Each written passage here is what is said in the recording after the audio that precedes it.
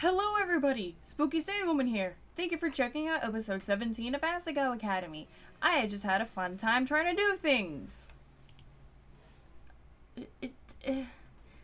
Hopefully it's working. Oh. I press one button. Things go bananas. Anyway, last episode. We were made a deal. We compete in the tournament for the Normal Boots Club. If we win, we get to join them. If we lose, don't even think about it.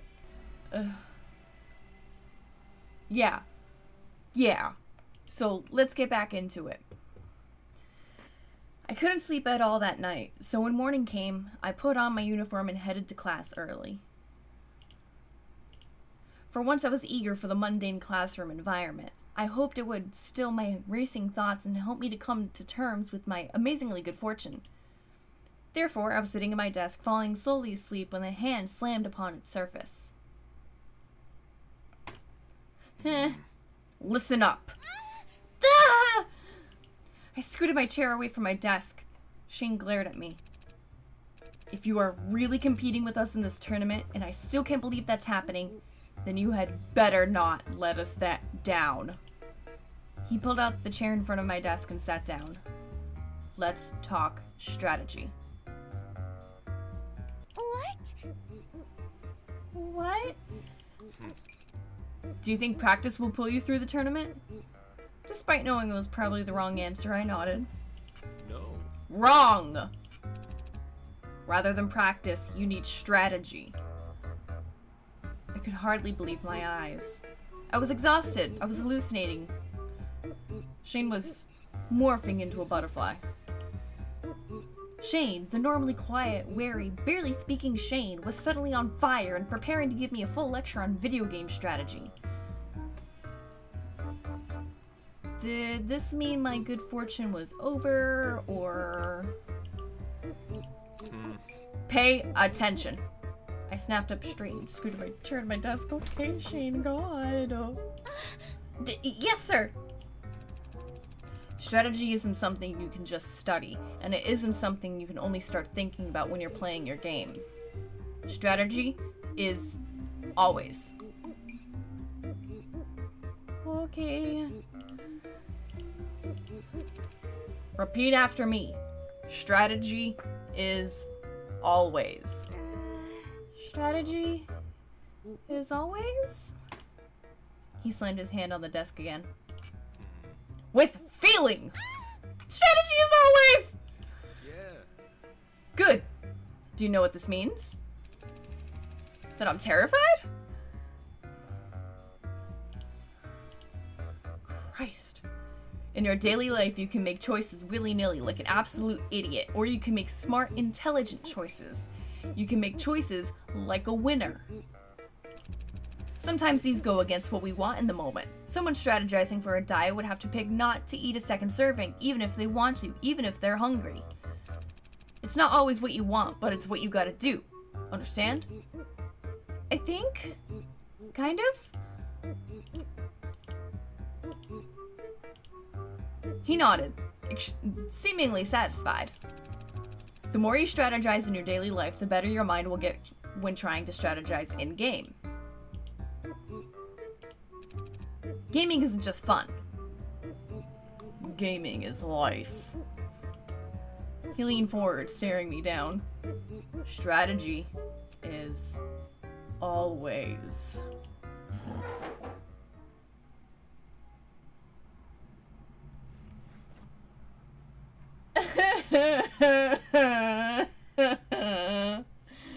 No, thank you. Shane grabbed the bottom of his chair and scooted frantically away, his mission apparently accomplished. Yes, I peed myself. Multiple times. Every time he slammed his hand on my desk. He sat in his desk across the room, pulling out a sketch pad and drawing pencils. Then, face as calm as before, he started to draw. How was that? How was that the same Shane I've seen for all these weeks?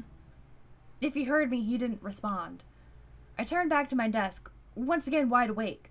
Shane's words repeating in my head. Strategy is always.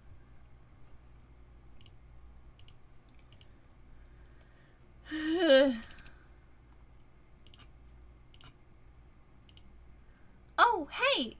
It's almost time for the flower festival. With everything happening so quickly, it felt almost like it snuck up on me. Have you decided who you're taking yet? Oh, is this like a big decision? Shit. Right.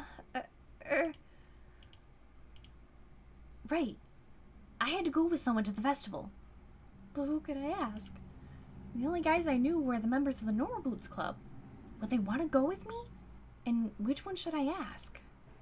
John was kind and caring, but I was worried he cared too much about jocks and the play to notice anything else. PBG was easygoing, but something about the way he looked at me still bothered me. Satch was mature and really smart, but he seemed hard to get close to. Or was I imagining that? And then there was Shane, who, let's be honest, he hated me. There was no way he'd say yes. But then again, he had started to warm up to me. Paul of Continue popped into my head too, but the last few times I hung around him, he caused major destruction. Gerard was so caring and friendly, but I wasn't sure he was interested in me that way. There was Jared too, but I looked at Mai. I couldn't do that. Could I? She would murder me. My hand could be like, this is him, this is me. I could just she would, no. No. Well, Oh! Oh!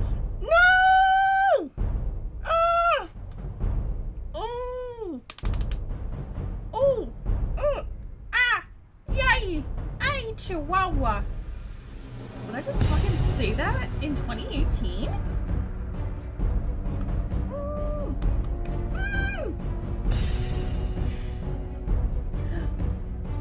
I don't know how this game works. I don't know if, like, my decisions... Well, there really wasn't many decisions before this for the boys. So maybe this is where it starts? Like the romance path? Ah! Oh, this is terrible. This is the worst day of my life.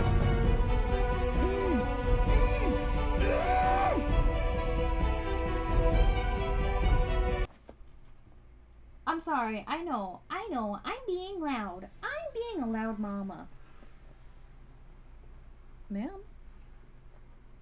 Hi. I'm gonna need you to get down. I'm recording and doing stuff. Thank you. So kind.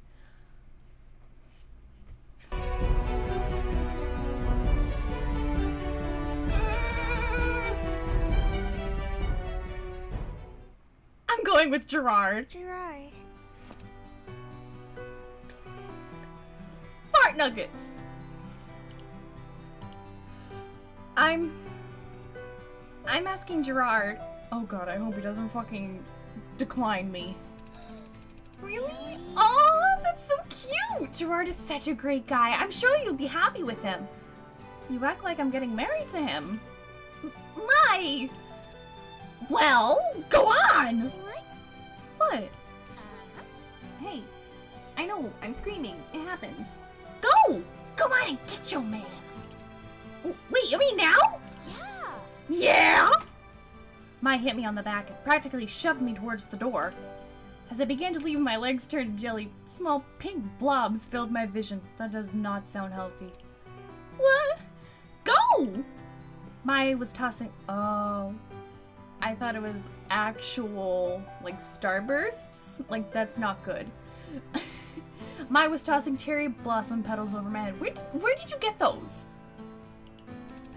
Go get Senpai to notice you. Senpai Gerard. Gerard Senpai. Mai beamed at me. No time to talk, Hana. This is gonna be a big day. You're a main character. Unless you messed up really bad, you're definitely gonna get a good answer. Fuck. That doesn't make me feel good. Hana, that doesn't make me feel good! I've messed up a lot, though. Oh, he's gonna say no. Just go! Oh no. Oh no. Oh no. With a final shove, I was out the door. Now, where would I find him? Oh, I hate my life. I hate my life. I don't like this right now. I've fucked it up. I've fucked it up. I found Gerard in a secluded section of campus, a large map and notepad sitting out in front of him. What are you doing? He seemed perfectly content, and I felt bad interrupting him. Instead, I hovered around him, firmly telling myself that I was not in the least bit procrastinating. After a time, he glanced up, and upon seeing me, he set aside his notebook and map. What? His notepad and map. Hey, Hana. Hana, what brings you here? I faltered. I could have just blurted out, could I? What are you working on? This? Well, there's a convention coming up in a week. Rumor is they're supposed to have a Princess Pumpernickel, so I made a map and marked the location of every stall that sold IBKs. This is the most efficient route to check each one. I whistled, staring out the lines and circles across his notepad. That's really complicated. It's impressive. It's nothing really, just a habit. I nodded, then to my utter horror, the conversation stalled. I stared at the notepad, trying to desperately to appear very, very interested, mind racing to figure out a way to form the words I wanted. The tension was rising. It was getting awkward. I had to move in 45 seconds. Gerard was staring at the ground, no doubt feeling my awkwardness. Oh god, I've already done goofed. This is it. I'm done for. This was it. I botched it. I stretched upward, staring at the sky. Well, that's all, so I'll just be going. Great job, Hana. Way to completely and utterly suck as usual. I raised a trembling hand to Gerard, who looked up in alarm. What am I doing? Wait, Hana. Before you go. I paused. Did you need something? Oh my god, I can't even fucking talk. Gerard stared down at his notebook, fingernails rolling down the rungs. Was he nervous? Oh! Ooh! Ooh! So you know the Flower Festival is coming up.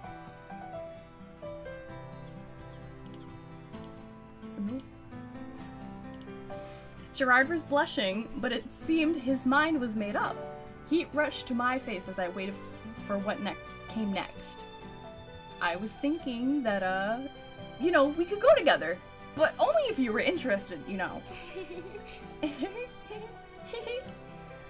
Gerard looked at me, eyes wide in alarm.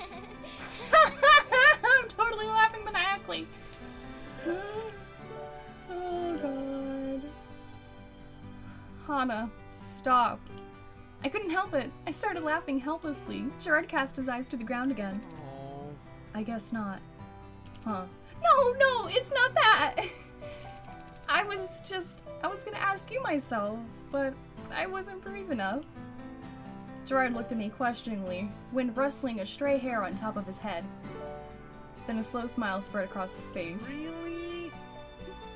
That sound clip's too cute. Really? If it weren't for you, we'd both end up going to the festival alone. So you'll go with me? Yeah. Of course I will! Gerard was beaming now. He clapped his hands together. Like so. Awesome! Awesome! We'll meet at the festival tomorrow then, right? Definitely. With the plan settled, the awkward silence crept back in along our ankles, settling like fog.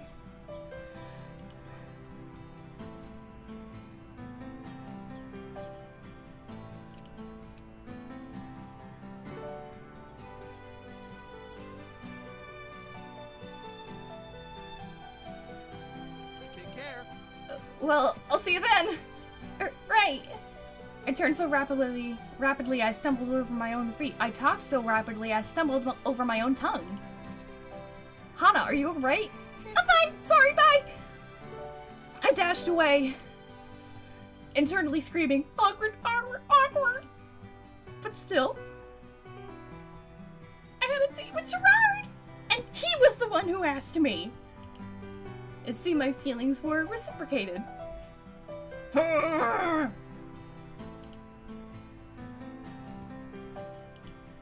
Wait, were they?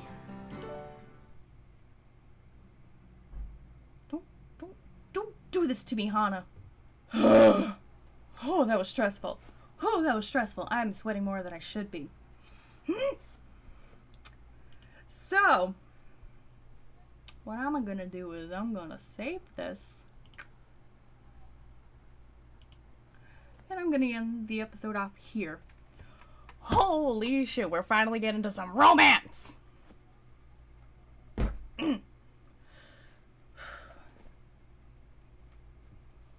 Chunky boy, chunky boy.